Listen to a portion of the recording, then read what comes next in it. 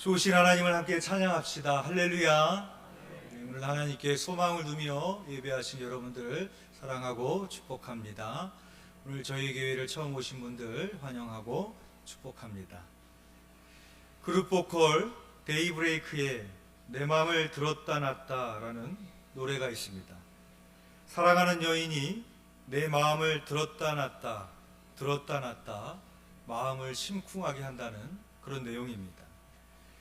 그런데 요즘 마트에 가서도 이 노래의 가사처럼 너무 올라버린 물가 때문에 물건을 들었다 놨다를 반복하게 된다고 합니다.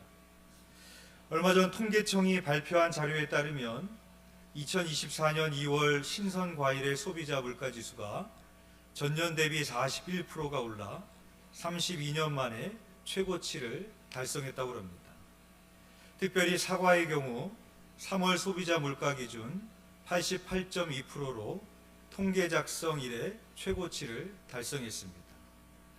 그래서 금사과라고 불릴 정도로 사과 가격이 치솟았고, 사과뿐만 아니라 배, 수박 할 것 없이 이제는 과일을 마음대로 사 먹을 수 없는 그런 상황이 되었습니다. 이렇게 과일 가격이 폭등하게 된 원인으로서 여러 가지를 꼽을 수 있겠지만 그 중에 한 가지는 기후변화 때문입니다. 가스라이팅이라는 말 아시죠? 누군가를 내 마음대로 조종하는 것을 가리켜서 하는 말입니다. 그런데 기후변화로 인하여 자연세계에서도 가스라이팅 현상이 일어나고 있습니다. 제주도에선 올해 매화가 처음 개화한 시점이 평년보다 32일이나 빠른 시점이었습니다. 나무의 꽃이 80% 이상 개화하는 만발 시점도 평년보다 46일이나 빨랐습니다. 기후온난화로 인하여서 이 자연세계에도 가스라이팅이 되는 것처럼 그렇게 꽃들이 일찍 피고 있습니다. 그래서 지역별 봄꽃 축제도 일제히 앞당겨서 하거나 그 시점을 맞추지 못해서 이미 꽃이 질 때쯤 봄꽃 축제를 열게 되어 낭패를 보기도 합니다. 전문가들은 겨울이 짧아질수록 개화 시기와 곤충이 깨어나는 시기가 어긋나며 동식물의 먹이 사슬이 깨지는 생태적 불일치가 일어날 수 있다고 우려합니다. 과일값이 치솟는 이유도 이러한 생태적 불일치로 인하여 과일량의 생산량이 감소했기 때문입니다. 일명 기후플레이션이라고 부르는데요.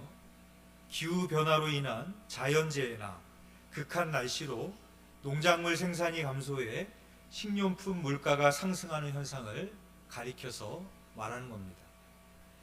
이제는 환경오염의 문제가 우리가 가장 빠르게 체감할 수 있는 물가 상승과 먹거리의 문제로 다가오고 있습니다. 요한복음 3장 16절의 말씀입니다. 하나님이 세상을 이처럼 사랑하사 독생자를 주셨으니 이는 그를 믿는 자마다 멸망하지 않고 영생을 얻게 하려 하심이라. 우리는 인간 중심적으로 성경을 읽고 인간 중심적으로 성경을 해석하는 데 익숙합니다. 그렇기 때문에 여기서 말하는 세상은 당연히 인간일 것이라고 생각합니다. 하나님이 인간을 구원하시기 위해 예수님을 보내주셨지 그럼 누구겠냐는 것이죠.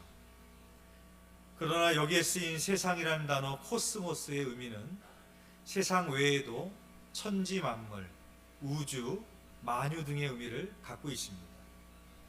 즉 세상은 단순히 인간만을 가리키는 것이 아니라 지구 위에 존재하는 모든 만물들을 가리키는 것입니다. 따라서 하나님께서 예수 그리스도를 보내심은 세상을 향한 우주적인 구원의 의지를 천명하고 있는 것으로 하나님의 최종 형태의 구원은 만물이 새로워지는 것입니다. 하나님의 마음은 이처럼 세상 전체를 향해 있습니다. 일부 믿는 사람들만이 아니라 세상 전체가 하나님의 사랑의 대상인 것입니다. 그런데 하나님께서 더 귀를 기울이시고 관심을 갖는 대상이 있습니다. 이 세상에서 고통당하며 탄식하며 부르짖는 자들입니다. 출애굽기 2장 23절에서 25절의 말씀입니다. 여러 해 후에 애굽 왕은 죽었고 이스라엘 자손은 고된 노동으로 말미암아 탄식하며 부르짖으니 그 고된 노동으로 말미암아 부르짖는 소리가 하나님께 상달된지라. 하나님이 그들의 고통 소리를 들으시고 하나님이 아브라함과 이삭과 야곱에게 세운 그의 언약을 기억하사 하나님이 이스라엘 자손을 돌보셨고 하나님이 그들을 기억하셨더라. 이스라엘 사람들이 애굽에서 고된 노예 생활 속에서 고통으로 신음하며 울부짖었습니다. 하나님은 이 사람들의 고통의 소리를 들으셨고 먼 옛날 풍요와 번영을 약속했던 사실을 기억하시며 돌보십니다. 그런데 이 대목에서 하나님이 약속하신 풍요와 번영이란 누구를 위한 것인지 생각해 볼 필요가 있습니다. 우리는 보통 하나님이 아브라함과 이삭과 야곱에게 약속하신 것을 모든 인류에게 한 약속이라고 생각을 합니다. 하지만 출애굽기의 말씀을 중심으로 살펴보면 하나님의 약속은 그 누구보다 억울하게 고통으로 신음하며 살아가는 자들에게 향해 있음을 깨닫게 되어지는 것입니다. 이러한 사실을 염두에 두고 로마서 8장의 말씀을 한번 보겠습니다. 로마서 8장 19절에서 22절의 말씀입니다. 피조물이 고대하는 바는 하나님의 아들들이 나타나는 것이니 피조물이 허무한 데 굴복하는 것은 자기의 뜻이 아니요 오직 굴복하게 하시는 이로 말미암음이라. 그 바라는 것은 피조물도 썩어짐의 종노릇한 데서 해방되어 하나님의 자녀들의 영광의 자유에 이르는 것이니라. 피조물이 다 이제까지 함께 탄식하며 함께 고통을 겪고 있는 것을 우리가 아느니라. 신약의 시대로 넘어오면 고통 중에 탄식하는 울부짖음이 사람의 영역을 넘어 모든 피조물로 넓혀져 있습니다. 하나님의 자녀들이 누릴 영광과 자유는 인간만이 아닌 모든 피조물을 위한 희망인 것입니다. 하나님의 사랑과 공의는 인간계를 넘어 생태계까지 두루 뻗쳐 있고 하나님의 공의는 생태계 전체의 억울함과 아픔을 보듬는 생태의 정의인 것입니다. 누가복음 10장에 보면 선한 사마리아인의 비유가 나옵니다. 율법교사가 예수님께 질문을 합니다. 선생님, 제가 무엇을 해야 영원한 생명을 얻을 수 있으리까? 예수님께서는 하나님을 사랑하고 이웃을 사랑해야 된다라고 말씀해 주십니다. 그러자 율법교사는 누가 내 이웃입니까? 라고 되묻습니다. 그때 예수님은 비유 하나를 들려주십니다. 어떤 사람이 예루살렘에서 여리고로 가는 길에 강도를 만납니다. 그는 강도에게 가진 것을 다 빼앗기고 맞아 거의 죽을 지경에 이르게 됩니다. 마침 그 길을 지나가던 제사장이 그를 보았지만 그냥 지나칩니다. 레위인도 그를 보고 지나쳐버립니다. 얼마 후 사마리아인은 그를 보고 치근한 마음이 들어 그에게 달려가 상처를 치료해 주었습니다. 그리고 강도 만난 사람을 나귀에 태워 주막에 들러 정성껏 보살펴 주었습니다. 예수님은 누가 강도 만난 자의 이웃인가? 라고 물으셨을 때 율법교사는 사마리아인입니다 라고 대답하는 것이 아니라 자비를 베푼 사람입니다 라고 대답을 했습니다. 그 이유는 그 당시 이스라엘 사람들은 사마리아인들을 이웃으로 여기지 않았고 개처럼 천히 여겼기 때문입니다. 아마도 율법교사는 사마리아인이라고 대답하기에는 자존심이 상했던 것 같습니다. 따라서 예수님의 질문은 사마리아인을 이웃으로 여기지 않았던 이스라엘의 이웃의 개념을 넓혀야 될 것을 요구하고 계시는 것입니다. 여기서 우리는 기후재난 시대를 살아가면서 예수님의 질문에 올바르게 응답하기 위해서 우리도 이웃의 개념을 모든 피조물로 확장시켜야 됩니다. 우리 시대의 강도 만난 자는 누구이겠습니까? 강도 만난 자처럼 목소리도 내지 못하고 방어력도 없이 죽게 된 이들은 누구이겠습니까? 고통 중에 신음하고 있는 피조물일 것입니다. 오늘 제 말씀을 들으시면서도 환경이 파괴되는데 뭐 내가 할 수 있는 게 뭐가 있겠어? 내가 한다고 뭐 달라지겠어? 그런 생각을 하시는 분들도 계실 것입니다. 실제로 환경 파괴는 브레이크가 고장난 자동차처럼 멈추지 않고 달려가고 있습니다. 그럼에도 불구하고 우리가 생활 속에서 실천할 수 있는 것들이 있습니다. 여러분, 중국의 테무라는 쇼핑업체 아시죠? 아마 젊으신 분들은 아실 겁니다. 이 중국의 테무라는 이 쇼핑몰이 파격적인 가격으로 세계 시장을 빠르게 점유해 가고 있습니다. 지난번 교육자 회의 때 들은 얘기인데요. 은정교회 사모님이 테무에서 물건을 구입했다가 반품을 신청했다고 합니다. 그랬더니 돌아오는 답변이 반품하지 말고 그냥 버려라. 새 물건을 보내주겠다라고 답변이 오더랍니다. 소비자 입장에서 보면은 얼마나 편리합니까? 마음에 들지 않으면 반품할 필요 없이 그냥 버리면 됩니다. 그리고 새 물건 받으면 됩니다. 중국은 지금 엄청나게 많은 물건을 찍어내면서 값싼 가격으로 세계 시장을 빠르게 점유해 가려고 하고 있고, 그것으로 인한 환경 파괴도 심각합니다. 우리 개개인이 환경 보호를 위하여 뭐 대단한 일을 할 수 있는 것은 아니겠지만 실생활에서 실천할 수 있는 것이 있습니다. 대표적인 예가 쓰레기를 버리는 것이고 분리수거하는 것입니다. 코로나 팬데믹 시절을 기억하실 겁니다. 저도 코로나를 2번 걸렸었는데 제 아들과 코로나에 같이 걸려서 제 아들 방에서 함께 격리하며 보냈던 시간이 있었습니다. 그 기간 동안에 대부분 음식을 배달시켜서 먹었는데, 배달 음식을 보면 플라스틱 용기, 재활용 쓰레기가 얼마나 많이 나옵니까? 일주일 동안 그렇게 지냈더니 그 방 안에 온통 플라스틱 재활용 쓰레기가 가득 차게 되는 것을 보게 되었습니다. 그렇게 많은 재활용 쓰레기가 나오는데 전국적으로, 세계적으로 얼마나 많은 플라스틱과 얼마나 많은 쓰레기들이 배출이 되겠습니까? 앞으로 인류는 쓰레기 더미에서 살아야 될 날이 올지도 모르겠습니다. 지금 관악구에서는 황토길 만드는 사업을 하고 있습니다. 저희 집에서 은정교회로 내려가는 길에도 하나 생겼는데 사람들이 맨발로 황토길을 걸어가면서 얼마나 행복해하는지 모릅니다. 거기에는 황토 웅덩이도 만들어 놓았는데 사람들은 아예 거기 주저앉아서 발을 담그고 함께 담소를 나누는데 그 얼굴에는 행복한 미소가 번지는 것을 보았습니다. 저는 그 행복해하는 모습을 보면서 자연이 우리에게 주는 치유와 행복이 얼마나 대단한 것인지를 새삼 깨닫게 되었습니다. 문수연 시인의 홀로 아름다운 것은 없다라는 시가 있습니다. 제가 한번 읽어드리겠습니다. 산이 아름다운 것은 바위와 숲이 있기 때문이다. 숲이 아름다운 것은 초목들이 바람과 어울려 새소리를 풀어놓기 때문이다. 산과 숲이 아름다운 것은 머리 위엔 하늘, 발밑엔 바다, 계절이 드나드는 길이 있기 때문이다. 세상이 이토록 아름다운 것은 해와 달과 별들이 들러리선 그 사이에 그리운 사람들이 서로 눈빛을 나누며 살고 있기 때문이다 라는 그런 시입니다.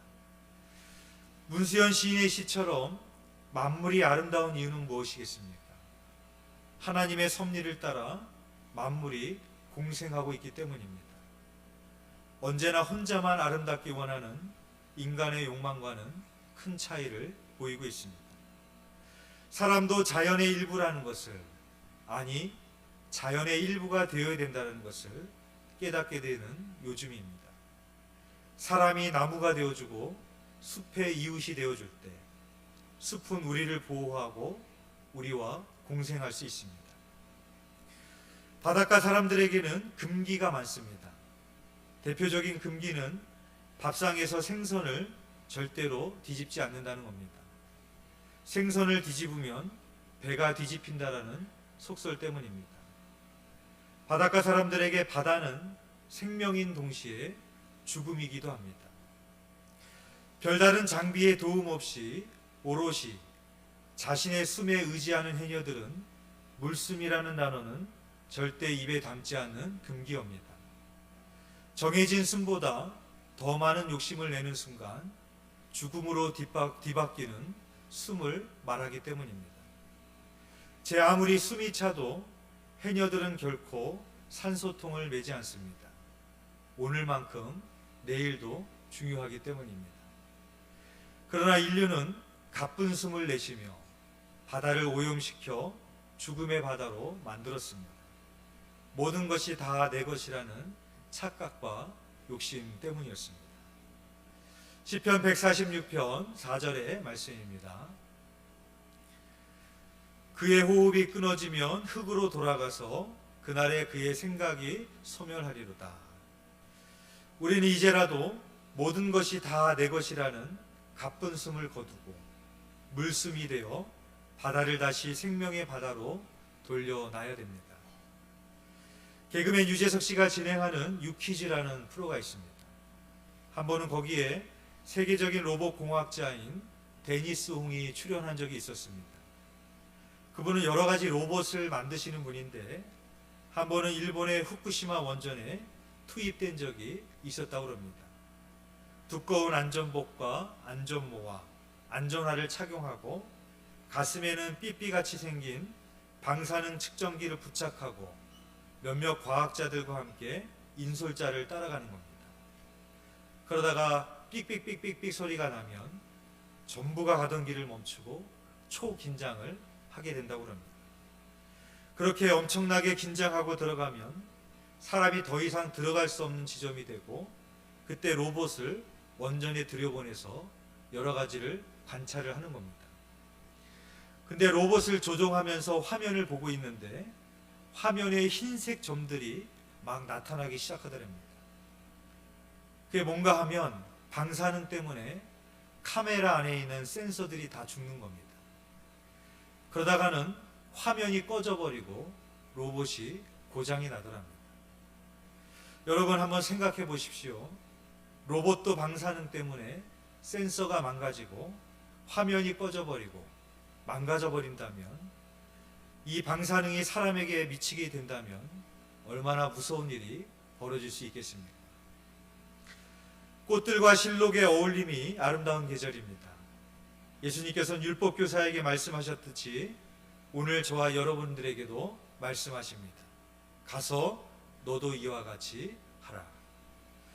우리는 예수님의 비유의 말씀을 통해 선택과 행동을 요청받았습니다. 강도를 만나 신음하는 피조물을 보고 그냥 지나치시겠습니까? 아니면 가서 이웃이 되어주시겠습니까? 오늘 본문은 우리에게 이렇게 말씀합니다. 요한일서 3장 18절의 말씀입니다. 우리 함께 읽어보겠습니다. 시작. 자녀들아 우리가 말과 혀로만 사랑하지 말고 행함과 진실함으로 하자. 아멘.